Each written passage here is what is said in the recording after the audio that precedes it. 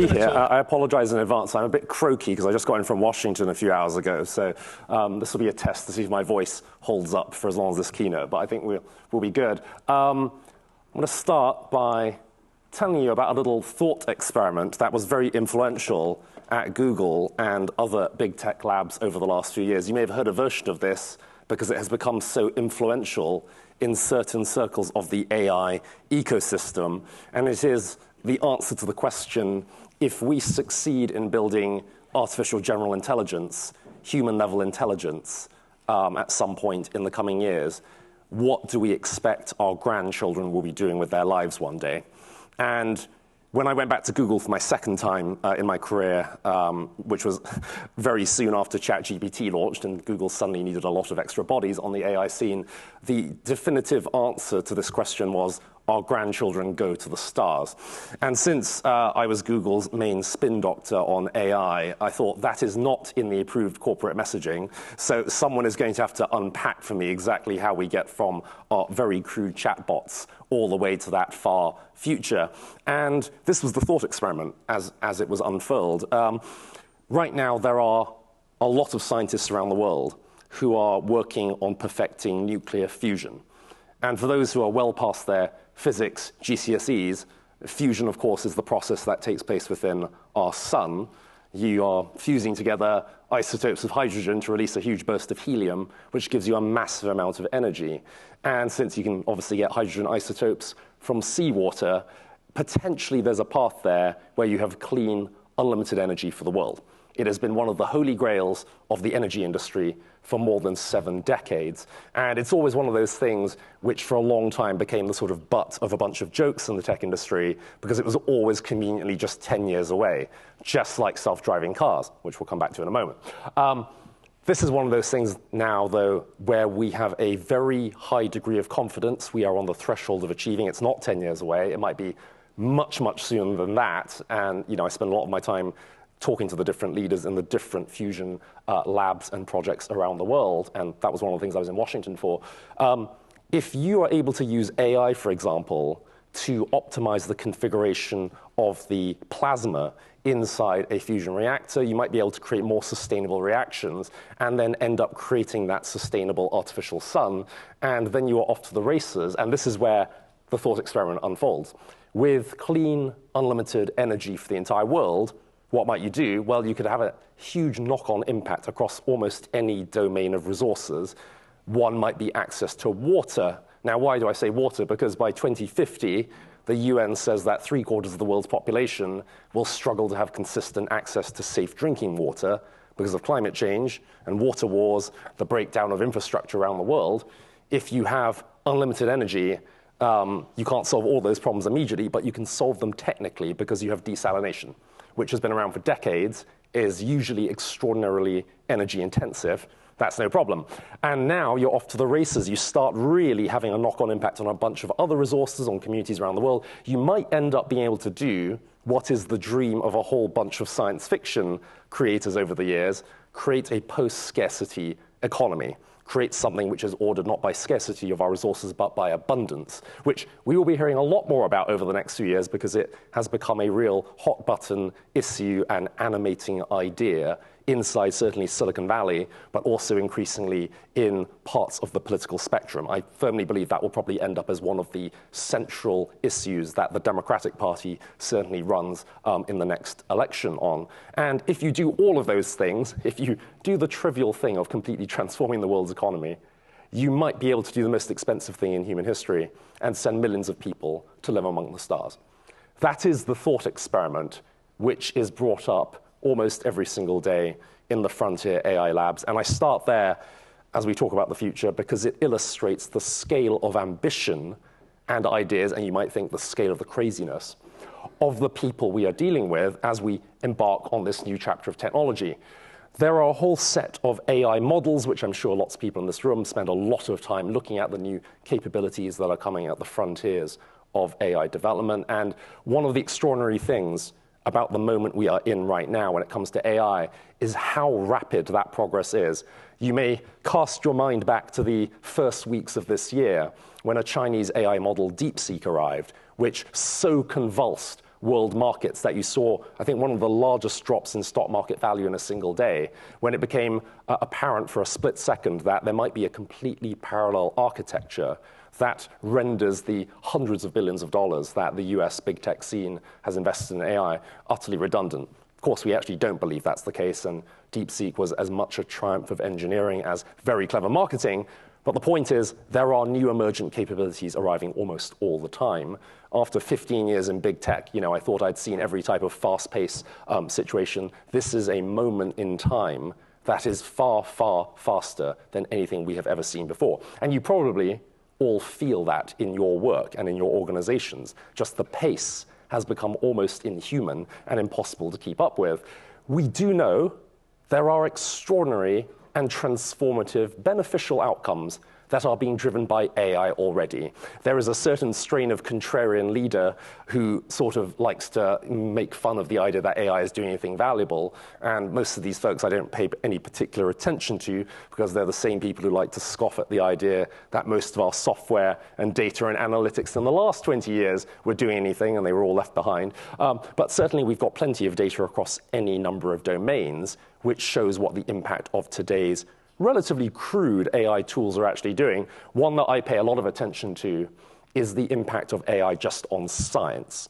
Because if you want to go and reap the rewards of all the technologies that we're all building today, then of course technology all comes fundamentally out of science. It comes out of the lab before it gets turned into something commercialized and productized. And we know right now from pretty decent experiments that actually scientists who are using generative AI as a core part of their work, they are publishing on average about 67% more papers than their analog colleagues. They're getting about 3 times more citations. They're getting promoted faster.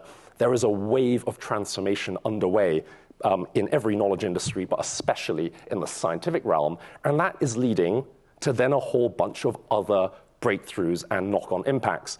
So for the last several years, when I've been at DeepMind, one of the central things, of course, which DeepMind became famous for, and which my boss, Demis Hassabis, literally got a Nobel Prize for last year, was AlphaFold. So AlphaFold, that was the scientific AI built at Google, developed in the UK, which cracked a more than 50-year grand challenge in modern biology, which was to figure out the structure of proteins. So proteins, obviously, those microscopic building blocks of life. If you could figure out the structure of proteins, you can come up with cures for diseases, you can create new enzymes, you can do all sorts of amazing things. And after about 50 years, human scientists had worked out the structure of 170,000 proteins, roughly, which sounds like a lot, except scientists also worked out there were probably about 200 million proteins. So at the current pace at which you decode those structures, thousands of years before we actually had a real understanding of the full gamut of things in our natural world. And after just under 4 years, Google had successfully decoded the structure of all 220 million proteins in the world, and they open sourced the data. They gave it away for free. And there are now more than 2 million scientists around the world using that data every single day to push forward the boundaries of science. And I will bet all the money I have in my pockets, actually I don't have it, it's in my jacket. So I will bet all the money in my jacket that in the next 10 years we will start to see the first cures for major diseases coming out of the work that is being done with AlphaFold data. So it's an extraordinarily exciting time when it comes to that. The applications of AI become almost kaleidoscopic because the impacts are just so transformative across every other domain. This is a photo inside one of the materials labs in Berkeley in California, which is using a different AI system to discover new materials entirely, things that have not existed before. And actually, it was also in London a few years ago that one of the largest single set of materials in history was discovered in a single application through AI. More than 2.2 million new types of inorganic crystal, the things that go into making your smartphone battery operate, things that go into building microprocessors and solar panels. There's a world coming where you have batteries that you charge in 5-10 minutes, and they last all year. That is the kind of breakthrough that advances in materials science will give us in the coming years. Our grandkids absolutely will not believe that we used to carry around devices that you had to plug in multiple times a day to charge. The presumption will be that all machines will simply work at all times. And so you then start to get into more and more extreme applications of the science, things that will take us down paths which we can barely conceptualize. And again, this is why some people just don't take any of it seriously, because it really takes us to a dizzying scale of transformation. Quantum computing, I'm sure this room thinks a lot about that and the potential knock-on implications for all of our security standards and infrastructure, and you all know more than me about what that looks like. But the fact is, commercial quantum computing and the applications there, we are really, really close to that now. This is not some science fiction thing. It is not a 10 years away thing. There is such excitement in the field. We've even seen breakthroughs in just the last few days in some of those quantum standards. So this is something where, again, you start to see AI combining and fusing with breakthroughs in a whole bunch of other adjacent domains, and the pace of progress keeps going. And then you end up at fusion, and you end up with a whole bunch of these technologies which, over the next decade, potentially begin to converge to a point where our society really has a dizzying array of new tools and capabilities. Well, that's a really good narrative, isn't it? That would be very, very hopeful. The mood in the UK and around the world is pretty grim right now. You look at any number of data, I think it's 3/4 of the UK population say this country is going in the wrong direction. We have the least trusting society out of 28 major economies, where trust is measured every year in a very large-scale study. It would be really good to believe that trajectory where fundamentally our grandchildren end up amongst the stars. Except that's not how the future works. The future isn't just a bunch of technology that unlocks utopia for us. The future is the future. It has everything in it. Our grandchildren aren't going to the stars because there's a whole bunch of other challenges we need to solve on the way. Because the next decade is going to be the most disruptive moment in history. Hands up if you think things are generally going well in the world right now. That guy is the world's most optimistic man. Right, all right, we're going to find out afterwards what makes you happy, and we're all going to steal your tactics. Most people think on almost every front now, socially, economically, politically, geopolitically, our climate. We are facing a series of massive challenges. I use the word vortex more than almost anything else these days because that's what it truly feels like. And if you want to get to the good future, you're going to have to solve a bunch of things. You don't solve your problems by pretending they don't exist, much as some decision makers would like to do that. And this is why we really need to recognize what is happening right now, not in some science fiction scenario, not 10 years from now. I would probably argue, because I'm sufficiently punchy and I'm no longer constrained by corporate talking points for at least 5 seconds, that the last 20 years has been a series of decision makers who should know better, not taking the future seriously, the future arriving, and then them complaining for the next 20 years, where's our economic growth gone? Well, you were warned about it. What's happening right now is that today's pretty crude AI systems, which are nowhere near human-level intelligence, are absolutely showing up in the economy and transforming industries and jobs at massive scale. And lots of people, they look at the data, they say, well, actually, there haven't been huge losses of jobs to AI, and therefore it's all a bit of scaremongering. Usually this is the point where they start invoking terrible analogies about how this is like the Industrial Revolution and we were all just panicked back then and everyone was fine. They always like to gloss out the bit where it also involved 2 world wars and the mass upheaval of societies. But in any case, millions of jobs right now are using AI and being transformed by AI. There are certain pieces of industries, certain roles, which are being fully automated. A lot of other people are simply using the AI in new ways. And you aren't necessarily losing your job to that, but you are seeing it show up. And in the worst case scenarios, you're going through something which we will all come to know and hate, this euphemism, over the coming years. You're experiencing role compression. You are seeing AI beginning to nibble away at little bits of your job and to show up in your organizational environment and your strategies and your operations to the point where you haven't lost your job, but there aren't a lot of new jobs for people being created. And so as you have the pie begin to shrink or remain static, you get intensified competition within organizations to hang on to the remaining slice of human jobs, which leads to growing politicization of roles and more toxic work environments. You are seeing all sorts of other applications. The list is almost dizzying. Many of these applications truly are brilliant. They're breathtaking. They're things we should welcome. I was talking to an architect friend recently They're using generative AI to speed up the design of buildings, things that are really complex, things that would take months or years sometimes to fully craft. You can do much, much faster now by using AI to craft the interiors of buildings, to visualize them very quickly, to iterate, but also to comply with that massive shifting set of regulations and compliance hurdles worldwide.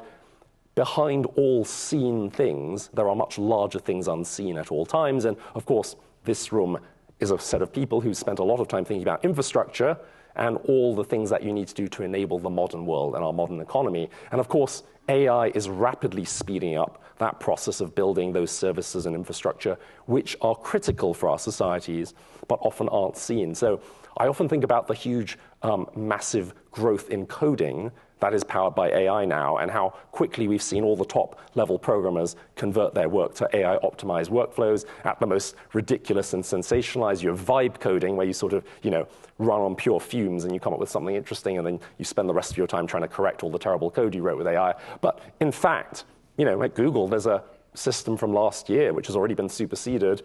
AlphaCode 2, it outperforms 93 of programmers, 93% of them, who are so good they take part in competitive coding contests. You will never meet a more fun bunch of people than those folks. But you've got AI which already does that. There is not a chance in hell that you will not end up fully automating a bunch of these things over the coming years. Machines are really, really good at code, shocker. And then you think about the transformation of skills and education. The fact, I doubt very much there's a single student in the country who is doing their homework without the use of AI now, whether or not they're told they're allowed to do that. And that's something which is posing all sorts of challenges for our education systems. It also presents brilliant opportunities. And of course, on the same hand, you have teachers using AI to mark their homework in the UK now. The leading cause of teachers quitting the profession in the OECD is actually due to the excessive administrative burden from having to spend so many hours marking papers and developing lesson plans and so on. So actually, you might have a huge, valuable impact. Now, here's the thing. Usually when you have that narrative about the transformation of the economy, some contrarian says, well, there's a whole bunch of jobs that, sure, you can automate them, you might transform them in the office, but go and help me build this building. Actually, I was in LA a few months ago, and somebody had put a billboard up on top of a building saying, hey, ChatGPT, finish this building, which I guess was the local construction workers union trying to make fun of the hype in the AI scene to say, come on, you're going to need us. Well, say hello to my good friend construction robotics, where you can lay 400 bricks an hour, which is 6 times faster than a human. You can carry extra heavy loads, much heavier than what a human construction worker can carry. You have on-site electric welding, and you can tie rebar in 5.5 seconds, which is 8 times faster than a human, one of the most time-consuming parts of building a modern structure. And the average age of a construction worker in the UK is 43 years old. 10 years ago, it was about 10 years younger. 80% of our construction sites are behind schedule. How likely is it, do you think, that actually ChatGPT might actually finish this building?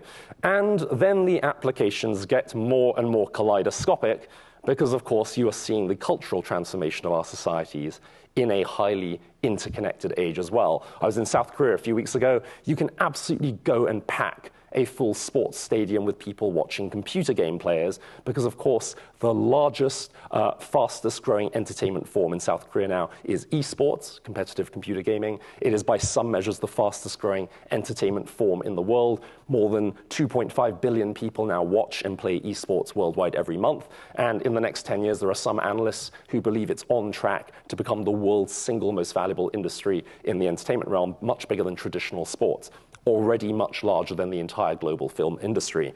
That's an example of AI now having a massive impact on the interests and the choices of people in our society. There's a reason, by the way, as well, that the top 2 most watched TV shows in history now are Korean. If you've got kids, they're probably watching K-pop Demon Hunters. You may have watched Squid Game at some point. There is a reason that South Korea and East Asian creators were able to have this kind of global cultural impact because they jumped into the future with both feet and were able to master a whole bunch of social media apps and content forms that became the most viral in the world. And that is, of course, going to rapidly lead to a proliferation of new experiences and form factors in our devices. You probably all spend a bunch of time thinking about what that next generation set of connected devices looks like. Of course, Meta just unveiled their new connected glasses just a few weeks ago, and the next version is already on the horizon, coming next year. People are going to be experiencing the future and a lot of different types of data and experience in a dizzying range of new forms. And of course, we're going to have to figure out as societies, as organizations, as workplaces, how we want to handle that and what that means for the way we think and work. No small feat. And this is where it starts to get really difficult for a whole bunch of leaders to figure out, because of course, I've given you a really fast snapshot of a whole bunch of things. The future just doesn't show up single file. It shows up with everything, and the outcomes are deeply unpredictable and nonlinear. So when I was in San Francisco and Los Angeles a few weeks ago, for the first time ever, for a week in California, I only got into self-driving cars. I did not get into an Uber with a human driver. And that's because Waymo has a whole bunch of commercial robo-taxis on the streets in both cities. They are coming here next year. They will be on the streets in London. And when you have that, what are the knock-on impacts across our societies? Well, I'll give you one. People may choose to live much farther out from city centers. Weirdly, in the late industrial economy, which we were all born into and which we all started working in, you had a realm where it was just conventional logic. You wanted to live usually fairly close to city centers because that's where your workplace was. And of course, the moment that you actually have access to a vehicle which drives itself, it changes the nature of commuting for a lot of people. It becomes a much more pleasant experience, potentially, to go to work and not have to think about how to get there. People may choose to live farther out from work because they get an extra hour back in the mornings where you can go back to sleep, you can watch Netflix for an hour, you can start working immediately in your mobile office. It's a totally different thing. And if your economic value, if your business plan, your entire strategy relies on having large numbers of people based in a very small geographical area, perhaps because you want footfall traffic, you've got a large amount of real estate for your offices, you might have a real bad day 10, 15 years from now. Totally different example. You have those material design labs all over the world, right this second, trying to invent new materials so that we can physically transform the nature of reality around us, batteries and solar and everything else. I know multiple teams that are using AI to try and figure out how to design new metals that can be used in the manufacturing of hypersonic aircraft. These are aircraft that fly at Mach 10, 10 times the speed of sound. If you build an aircraft at that speed, you will get from London to Sydney, Australia in 90 minutes. There are a decent number of aerospace engineers who believe that is not that far away. And again, you can choose to just not take any of it seriously. By the way, lots of the people working on it are clearly not serious, which makes it a little harder. And yet I'm 100% positive that people didn't take the arrival of the airplane, or Neil Armstrong walking on the moon, or satellites, or the internet, or any of those things seriously, and where are they now? And this is where you get into the simple fact that there isn't just one future coming. There isn't even a predictable future. I can't tell you what the future looks like. I can tell you some of the plausible paths, though. And these are the ones that keep me up at night, and this is everything I'm focused on right now. There is one potential future where some folks take what I just said slightly more seriously and move slightly faster, and they reap the rewards of a whole new wave of technologies that are the most powerful in history, and they unleash real transformative growth, not the eking out a tiny percentage point by fiddling with some existing levers, but by saying there is a mountain of value to be created in a future where we are summoning this power. And one example of what that might look like is this photo, and I apologize for how low res it is. It's low res because it was taken in the dark in what is known as a Chinese dark factory, so-called because it's the final form of automation, where you don't need to have the lights on in your factory because there are no human workers. This is the Xiaomi smartphone factory in Beijing, which, according to reports, can crank out 1 smartphone per second. And that is such a massive lead in manufacturing capacity that is almost unstoppable. It's actually become, we believe, a critical part of how China has been able to build essentially a tariff-proof economy through having that kind of leadership in automation and by radically cutting costs. If you jump into the future and are able to achieve that kind of infrastructure, what else might you do? Well, you might have such a lead economically that other powers are rendered vastly uncompetitive economically. You see plateauing living standards or reversing, and then you get a vast manifestation of political populism and societal upheaval. Not that that's happening anywhere close to us. And this is a site which I've been all over the world, and I showed this to people in DC a few days ago because we should all be thinking about this. This was the parliament in Nepal 1 month ago, where a whole generation of young people who have seen their living standards plateau or reverse all saw in their AI-optimized social media feeds on TikTok and Instagram what happens when the sons and daughters of ruling party officials and elites have a fantastic quality of life, jet-setting parties, you name it, and everyone else's lives are terrible. Well, I'll tell you what the young people did. They burned down the parliament and they stripped the finance minister naked and threw them in the river. And that should be an animating idea for a whole bunch of people who believe our systems are too big to fail. Are they really? And of course, in a global century, everything domestic ends up international. We should all know that innately, because not very far from us as the crow flies, we are in the middle of a full-scale war in Europe. The first full-scale drone war of the 21st century as well. You've got more than 800 drones fighting for every square mile of the Ukrainian front line. And of course, we are in the middle of the biggest military rearmament in history, because policymakers believe there is a not inconceivable chance that we face a total breakdown of the international system in just the next few years, and we are on a war footing. And the unfortunate reality is that the trillions of dollars of new military spending commitments will be arriving in the world just as the exact same AI systems I told you about that will offer us potentially life-changing applications. They will all be fused with a whole generation of weapons to give us things that are lofting the scale of war, the comprehension far beyond what human decision makers and our diplomatic systems can contain. Almost the same week that DeepSeek was unveiled, there was another revelation, because this was part of a coordinated set of moves that a lot of people didn't pay attention to, which was the unveiling of China's 6th-generation fighter plane, which the rumors are it can not only operate autonomously, the Chinese claim it can also fly in space. Call it the space bomber. There's a whole bunch of reasons we don't believe that's accurate at all. It's a bunch of hype. But the fact is, weapons are coming now, which are radically going to change the nature of conflicts.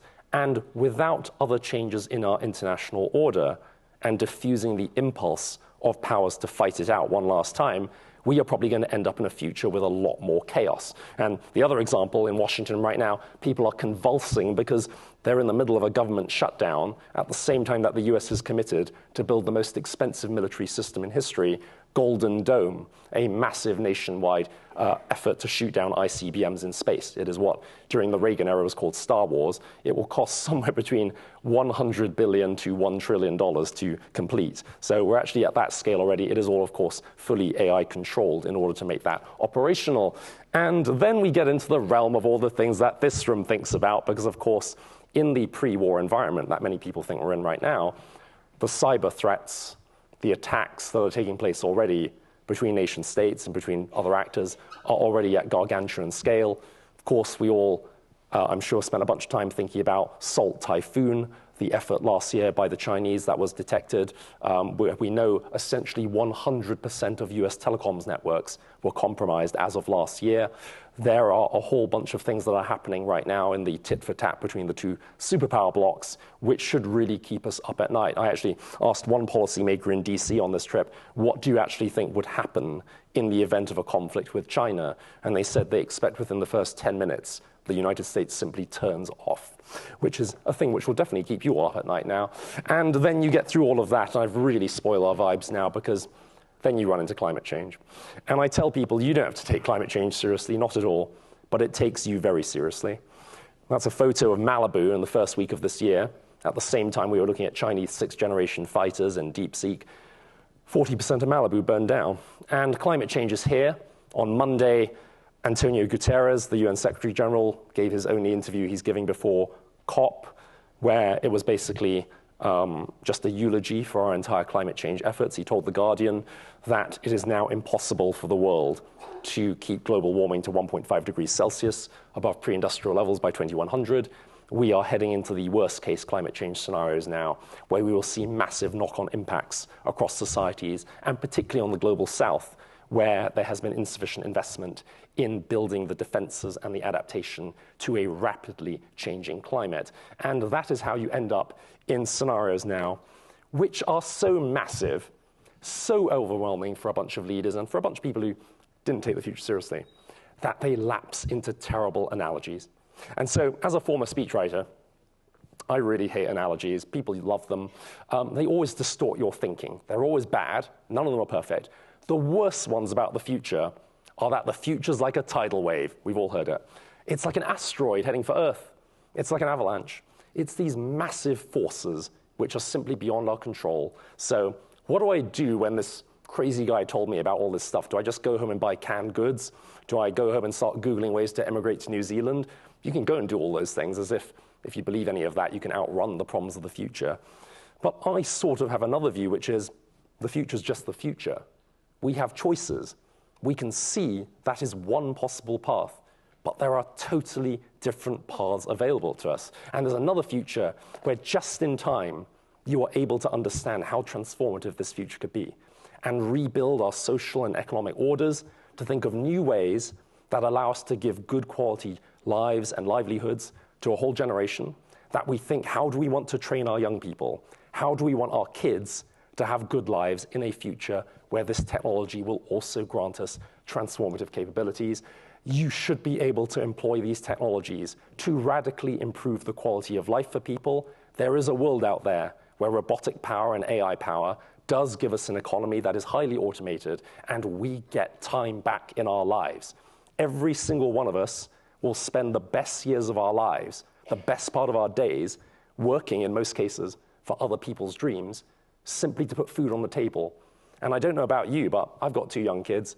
I think that is in fact a great tragedy because our kids are born with dreams. And I don't know any kid who was born with a dream that they wanted to work on the data team at Deloitte's people team. That's not a thing. Our kids have such much larger dreams than any of the boxes we end up cramming them into. So in fact, there's a world coming where they get to become the people they were truly meant to be. And if that isn't motivational, I don't know what the heck is. And there's no reason you couldn't evolve our international institutions and our global order because it's been done repeatedly throughout history, including in one generation since World War II. We have seen new institutions, new impulses that successfully stopped us from having another world war after the Second World War. So I do not sign up at all to the notion that we are destined to simply end it all in one afternoon. But this is where you really do need to wake up and smell the roses and think, what do I do differently? And you will have a whole bunch of ideas that are better than mine, but I'm a very simple man, so I've got a few ideas which I'll share, and maybe we'll get somewhere. I think the first is, it starts by admitting that our systems have reached the end of the road. And we can talk about those technically. We can talk about the path dependencies and the inertia, the sacred cows we all build up in our bits of the industry and our organizations. But I mean more broadly, there's a reason now that I think almost every smart person who has a conscience and pays attention realizes that something is desperately wrong, that things are not working, that systems are in full retreat, and that there is a huge explosion in anger and discontent as those systems fail. That is not something which we should just, take and go and cower and cry and buy canned goods.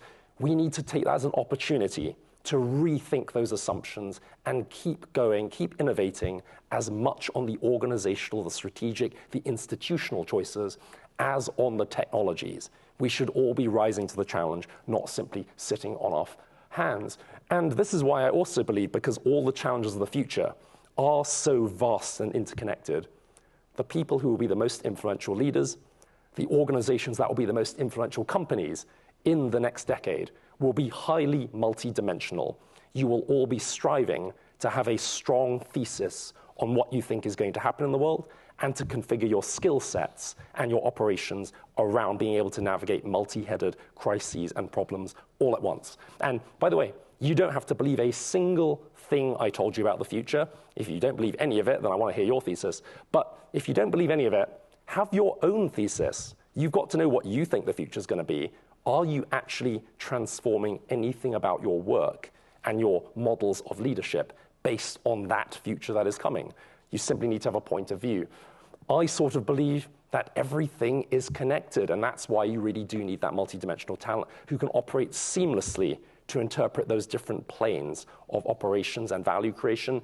The technical breakthroughs that come out of the scientific breakthroughs will transform the configuration of organizations and how they show up in the world, which will determine massively the strategic choices that people make, which will end up radically changing the nature of our societies, and vice versa, and all together, everywhere, all at once. And so, if you want to be truly influential, you must be an expert in some way on the terrain and texture of societies and industries, because those are the interests and choices of 100% of your customers and partners and regulators and stakeholders. Fundamentally, if you don't understand how the world works, how can you possibly have a complete thesis about how to navigate it? In a future that is moving this rapidly now, where we're seeing the pace of innovation so accelerating, the choice between early adoption and choosing to come in a little bit later is basically a choice between life or death. If you are going to operate in the same stately ways as companies and leaders from 10 years ago or 20 years ago, which very unfortunately a lot of big stately institutions are doing, you will not be relevant 10 years from now. The technologies that are coming now will mature so quickly that if you could spy a potential incremental gain very early on, 2 years from now, that could be just the most astonishing difference in your position in the industry versus your competitors who jump in with both feet, invest in the technology, and then build the lead. I will give you a perfect example. In London, I'm aware, because I've met with them, there is a set of innovators who are working on a post-token machine learning system, something that is vastly more powerful than any of our current predictive analytics systems. It's something actually that is much more in the road to AGI category of AI systems, as we called them at Google. And that is something which will be radically more efficient in compute power than current AI systems. It should lead to double-digit increases in accuracy of predictive systems in complex environments, with general-purpose applications from robotics to financial services. That's the kind of thing where right now, I know these people, it's a company where it's probably 2 scientists, neither of whom you would invite to a cocktail party. They do not resemble in any way our preconceptions, often in decision-maker circles, of what a leader looks like. I'm positive that will be a billion-dollar company within the next 24 months. And so it's the kind of thing, do you even have the ability to spot what the next unicorn or the next breakthrough technology looks like if you haven't evolved your lens on what value looks like? And this is why I also believe if you want to get those skills, you need to disrupt yourself right now. We talk about these things at the industry level, at the national level, at the global level. How many people actually have a plan for what you yourself are doing differently in the world that is coming now? What are you doing for your kids? What are you doing for your family? There's a whole bunch of questions where, I don't know, I'm a very simple man, so I think, I hope I will be alive in 20 years. So I would probably make plans based on what that world looks like if I want to have a good life. It's amazing, a lot of people who just wing it. Well, this future seems sufficiently complex. I would probably spend at least a few minutes thinking that one through. And this is where I'll come to my last lesson. We really do have choices. The future is not tidal waves. You are all leaders in your industry. You are the most powerful leaders in history in your professions. And you may not feel it, but you are. And the choices you make for yourself and for your companies for this industry will radically determine the nature of whether this country is a good place to live in the coming years, and whether we end up in a good future, not in a future of decline and chaos and all those other things, which I absolutely hope remains the realm of science fiction. And if you want to know what that really looks like in practice, then consider this final thought experiment where I'll close, because I like this one. I do it every year. It's a nice comparison. What was life like 100 years ago? If you were born in 1925, this is the world you were born into. You were born into a world where the most popular car in the world was the Ford Model T. You could get it in black, just black. The world's most popular film was Ben-Hur. This was like the K-pop demon hunters of the time. People were saying that the world had gotten too crowded. There were too many immigrants. We should send them back, because the world population had just reached 2 billion people. And there were approximately 90 sovereign countries in the world, because most of the world's population lived under the control of European empires. If you were born in 1925, You were 14 years old when the European leg of the Second World War began. You were 20 years old when the nuclear age began and the war came to a close. You were 33 years old when the first regular transatlantic flights began. You were 44 years old when Neil Armstrong walked on the moon. You were 66 years old when the World Wide Web went online, the same year that the Soviet Union collapsed. And if you made it all the way to 100, you lived just in time in the last month to see the first successful orbital flight of the rocket that may well take people to Mars over the coming decade. That was 1 century. That was pre-AI. That is the trajectory that a kid born in 1920 lived through. If you have kids today, they will, we hope, be alive and in good health 100 years from now. And what journey will they have gone through? What story would you like somebody like me to be telling that future conference 100 years from now? That entire journey is up for grabs right now. That is the story about what real transformation and growth looks like for Britain and for the world. And we have to take it seriously or we will fail. So it's up to you, and thank you very much.